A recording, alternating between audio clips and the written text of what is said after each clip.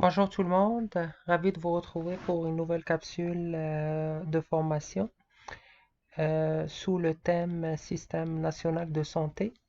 On est rendu à la quatrième séance. On a passé au travers trois premières séances qu'on voit affichées sur votre écran. La quatrième séance est aujourd'hui, puis il va nous rester deux autres séances pour passer au travers toute la matière consacrée à cette unité de formation. Donc, pour aujourd'hui, on va traiter les dispositifs de l'offre des soins. Il va y avoir deux volets pour ce thème-là, soit le réseau d'action hospitalière, puis le réseau d'action ambulatoire. Sans tarder, on va démarrer avec le dispositif de l'offre des soins. Le ministère de la Santé a mis au point un dispositif de prise en charge fondé sur le nombre d'habitants et sur l'estimation des activités à réaliser par chaque type de structure ou formation sanitaire.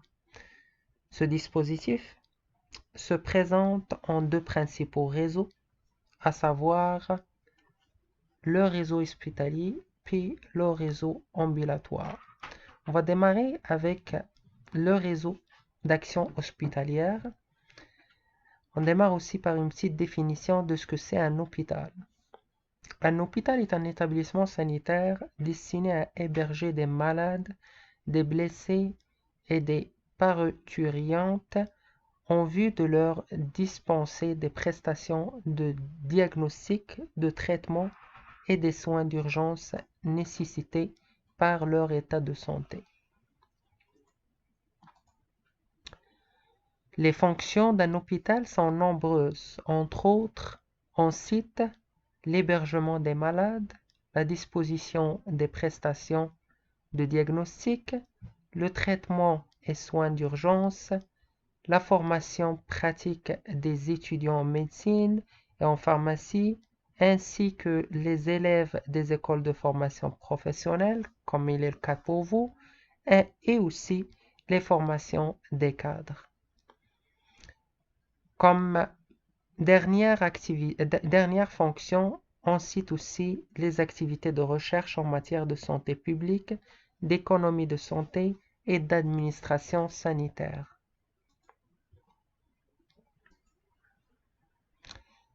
On va parler de l'organisation d'un hôpital. En premier lieu, on va parler de la direction à l'hôpital. L'hôpital est dirigé par un directeur nommé par le ministre de la Santé. Il est assisté par plusieurs ressources. On parle entre autres d'une équipe de collaborateurs placés à la tête des différents services qui sont tenus à respecter les relations fonctionnelles entre eux dans la limite de leurs compétences respectives. Aussi, de la commission médicale consultative où le directeur veille sur l'application des orientations du ministre, l'organisation et le fonctionnement de l'hôpital, ainsi que la coordination et la gestion des ressources humaines. Toujours dans l'organisation de l'hôpital, on a les services des affaires administratives qui se divisent en services d'admission, services du personnel, services de comptabilité, service du parc auto, la morgue ainsi que le standard. Aussi, il y a le service des affaires économiques à l'intérieur d'un hôpital et cela se divise en services d'approvisionnement, le stock, la maintenance, la cuisine et la buanderie. On ne peut pas oublier les services des soins infirmiers.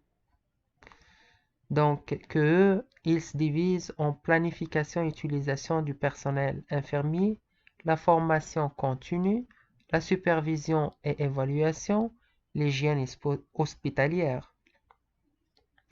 Aussi, à l'intérieur de l'organisation d'un hôpital, on trouve les services médicaux, donc les différents départements, à savoir la médecine, la chirurgie, la pédiatrie, la gynéco-obstétrique, les urgences et spécialités.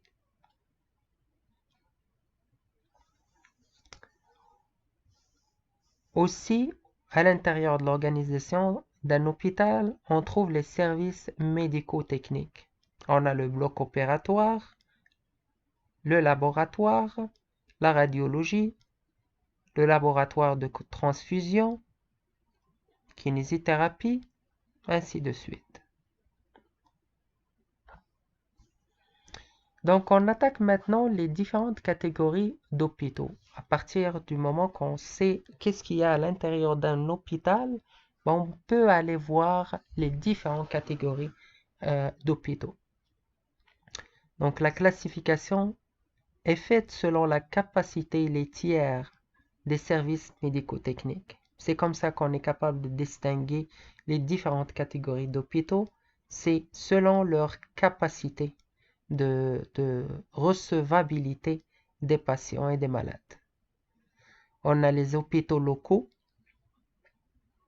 Pour la définition d'un hôpital local, c'est une formation sanitaire d'une capacité de 120 à 200 lits et qui dessert une population de 200 000 à 250 000 habitants.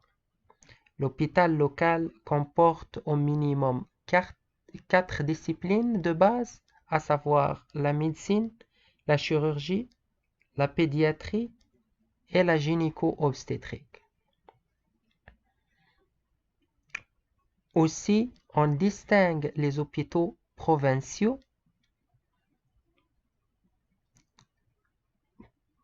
La définition d'un hôpital provincial est un établissement où la capacité est comprise entre 200 et 500 lits. Il est implanté au chef-lieu de la province, d'où elle prend en charge la totalité de la population qui y habite. L'hôpital provincial comprend plus des 4 disciplines de l'hôpital local: la dermatologie, la psychiatrie, la radiologie, l'ophtalmologie, les urgences et la réanimation. Donc, en plus des 4 disciplines qu'on trouve au sein de l'hôpital local, il y a ces disciplines de plus qui se rajoutent à l'intérieur de l'hôpital provincial, qui est plus grand, qui prend plus de patients, puis qui couvre plus de spécialités. Aussi, on distingue les centres hospitaliers régionaux. Donc, un centre hospitalier régional dessert toute la région concernée. Sa capacité est de 500 à 1000 lits, donc plus grand que l'hôpital provincial, et comprend, outre les disciplines de l'hôpital provincial, le service des brûlés, la gastro-entérologie, l'oncologie, la réhabilitation, l'ORL et la cardiologie. Aussi, on a les centres hospitaliers universitaires. La capacité d'un centre hospitalier universitaire est supérieure à 1000 lits. Ces centres sont hautement équipés et disposent de toutes les disciplines et ont une vocation de formation et de recherche médicale. Donc ça, c'est le plus grand centre hospitalier. On a aussi les hôpitaux dits en régie, services de l'État gérés en régie. L'organisation et le fonctionnement de ces établissements sont assurés par l'État. Ils sont dans une situation de dépendance statutaire et financière du ministère de la Santé et ne disposent pas de personnalité morale. Leurs ressources financières sont des crédits délégués par le département sur le budget général. Donc, ils n'ont pas un budget propre à eux, ils sont rattachés au, au ministère de la Santé. Donc, ils sont dépendants, ils ne sont pas indépendants. On a aussi les hôpitaux érigés en service de l'État, gérés de manière autonome, donc qui est différent de ce qu'on a vu précédemment. Il s'agit de services dotés d'une autonomie financière qui facilite leur autonomie de gestion, mais qui ne disposent pas de personnalité morale. Ils sont soumis à la subordination de l'administration sanitaire. Les SEGMA, comme on les appelle, sont des services de l'État dont les opérations de recettes, de dépenses et de trésorerie sont exécutées par un chef de service sous ordonnateur à plein droit et par un comptable public spécial rattaché au comptable supérieur du royaume.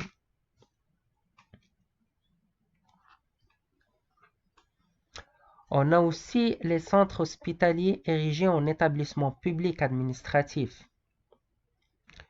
Ce sont des établissements dotés de personnalité morale et juridique propre, d'une autonomie financière plus ou moins étendue, d'une indépendance aux autorités administratives et d'une autonomie de gestion des ressources. En contrepartie, de par leur statut d'établissement public, ils se trouvent soumis à un certain contrôle de l'État et au respect des principes fondamentaux du service public. Les centres hospitaliers concourent à la réalisation des objectifs fixés par l'État en matière de santé.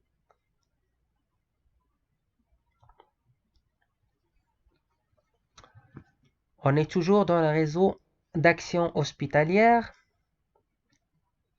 Toujours dans la classification, on a les hôpitaux l'hôpital général, qui est un établissement qui assure des services et des soins à des clients de tout âge qui seraient atteints d'affections diverses. On a aussi l'hôpital spécialisé, HS, qui est un établissement assurant des services et des soins à des clients qui seraient atteints d'une affection d'un appareil ou d'un organe donné.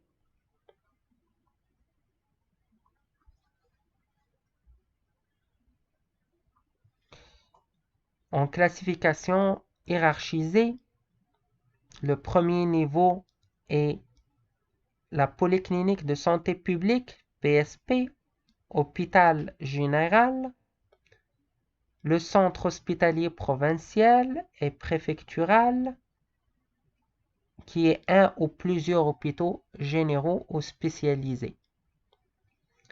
Au deuxième niveau de la classification hiérarchicale,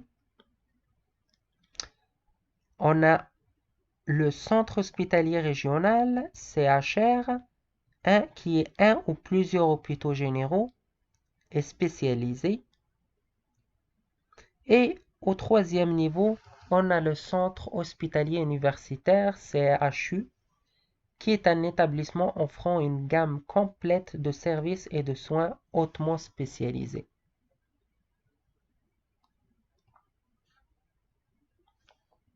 On est rendu à la deuxième volet du dispositif de l'offre des soins, à savoir le réseau d'action ambulatoire. Ce réseau comporte un ensemble d'établissements dits de soins de santé de base, ESSB, qui sont destinés à assurer les soins de santé primaires, SMI, PF, vaccination, prévention et contrôle des maladies endémiques, traitement des maladies et lésions courantes, éducation, assainissement, fourniture des médicaments essentiels, ainsi de suite. Le réseau ambulatoire se compose des formations sanitaires suivantes. On a le dispensaire rural portant l'appellation DR. Sa définition est comme suit. C'est une formation sanitaire de base placée dans une aire géographique de 15 000 habitants, appelée secteur sanitaire.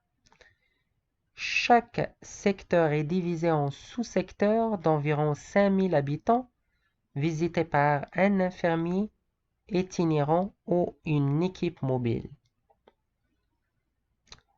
Les fonctions du dispensaire rural, ils sont multiples.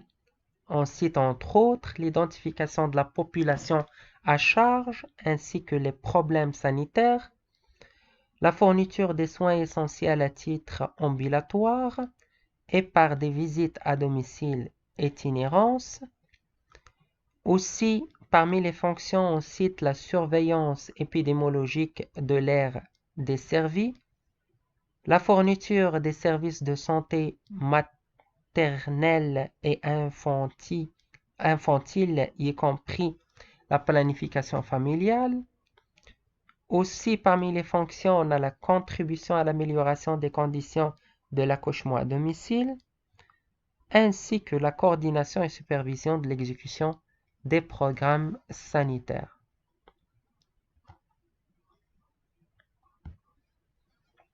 Toujours dans le réseau d'action ambulatoire, on a aussi le centre de santé communal, communément connu sous l'abréviation CSC, qui est une formation sanitaire implantée au chef-lieu d'une commune d'environ 45 000 habitants. C'est le premier établissement sanitaire médicalisé en milieu rural. Parmi ses fonctions, on cite deux fonctions principales. Il assure les soins essentiels et les activités de protection de la santé de la mère et de l'enfant, ainsi que les consultations médicales. La deuxième fonction, c'est l'encadrement des dispensaires qui lui sont rattachés.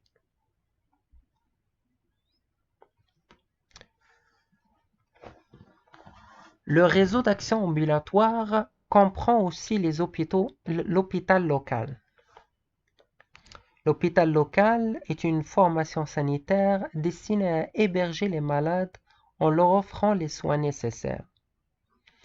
La capacité d'un hôpital local est de 120 à 200 lits. Il couvre une population de 200 000 à 250 000 habitants et comprend les disciplines médecine, chirurgie, pédiatrie et maternité. Le centre de santé urbain fait partie aussi du réseau d'action ambulatoire. C'est la formation de santé qui se situe dans une agglomération urbaine et assure les soins curatifs essentiels et les activités de prévention, la protection de la santé de la mère et de l'enfant, les consultations médicales, médecine générale, pédiatrie, gynécologie. Les fonctions du CSU, le centre de santé urbain, sont multiples.